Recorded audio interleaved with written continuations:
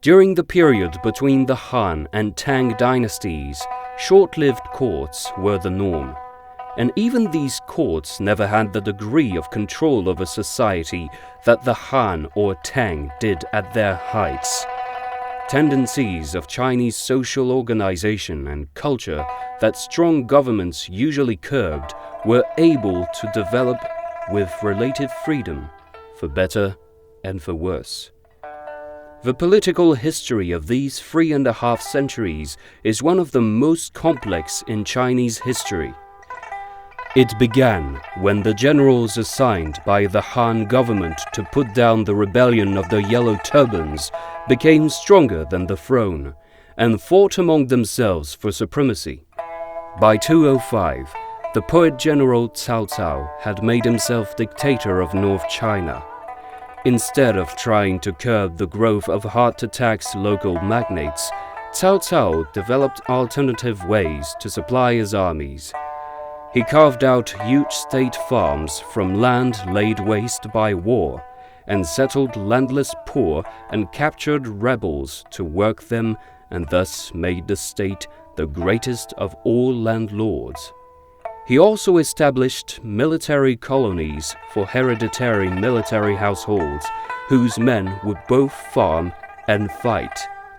For his cavalry, Cao Cao recruited Xiongnu tribesmen in large numbers, settling many in southern Shanxi.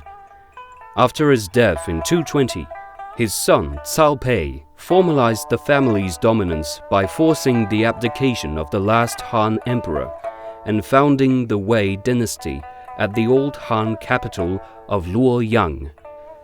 Two rival claimants to the throne had sufficient local power to thwart Cao Cao's and Cao Pei's efforts to build a government on the scale of the Han.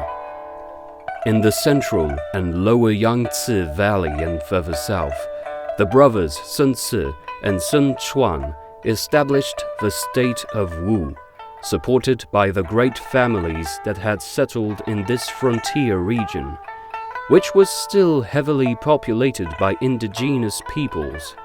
West in Sichuan, a distant member of the Han imperial family, Liu Pei, established a stronghold aided by the brilliant strategist Zhuge Liang. Because Wei had more than twice the population of either of the other states, as well as the largest army, it is not surprising that it eventually prevailed, defeating the Han state in Sichuan in 263. 2 years later, however, the son of the victorious general forced the Wei emperor to abdicate in his favor, founding the Jin Dynasty, later called Western Jin, from 265 to 316. In 280, after a major naval campaign, the southern state of Wu was defeated. The Jin Dynasty had thus succeeded in reunifying China. And for a brief interlude, it seemed possible that the glories of the Han Dynasty could be reattained. During this century of military struggles, an atmosphere of alienation and personal indulgence pervaded elite circles. Confucian ideals of public service lost much of their hold, as the educated and well-off vied instead in extravagant and often unconventional living. Study of the mysterious captured the interests of the philosophically inclined. Books like the Book of Changes, the Lao Tzu, and the Zhuangzi were reinterpreted, arguments swirling over metaphysical questions such as the meaning of non-being and its relationship to being.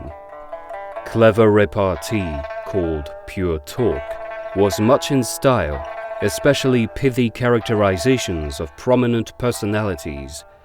Rather than participate in the often vicious clique struggles at court, many men expressed an abhorrence of political life with its elaborate conventions.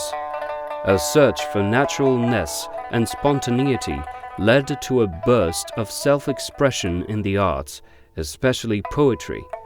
Cao Cao, his successor Cao Pei, and Pei's younger brother Cao Zhi were all remarkable poets, important for developing the lyric potential of verse in lines of 5 syllables.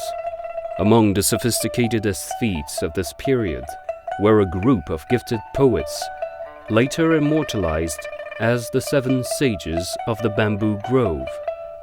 One of them, Zhuangzi, shocked his contemporaries by wailing in grief when an unmarried neighbor girl died, but eating meat and drinking wine on the day of his own mother's funeral. He summed up his attitude when someone rebuked him for talking to his sister-in-law. "Surely you do not mean to suggest that the rules of propriety apply to me." Such behavior outraged conservative Confucians and autocratic rulers, and in 262, one of the 7 sages, Shi Kang, was executed for perversion of public morals. Although it had unified China, the Western Jin never succeeded in establishing an autocratic imperial institution, that is, one capable of preserving ultimate power for the emperor and preventing dissension and power struggles. The imperial family's power was threatened by the families of empresses, especially the Jia family, who were suspected of arranging the assassination of the previous empress and her family, as well as more than one heir to the throne. Nor was it possible for the emperors fully to control the civil service. The system of recruitment to government posts that had been instituted by the Wei, the 9-rank system, had degenerated from a system of local assessments of character and talent into a procedure for assigning places in the bureaucracy according to the standing of the candidate's family. The Jin Dynasty allowed further erosion of centralized imperial control by their policy of parceling out enormous tracts of land to imperial princes. Gaining such resources spurred the princes' fratricidal instincts and culminated in a series of bloody struggles over succession. Each prince sought out allies, including generals and non-Chinese chieftains with their troops, and full-scale civil war raged in and near the capital between 291 and 305.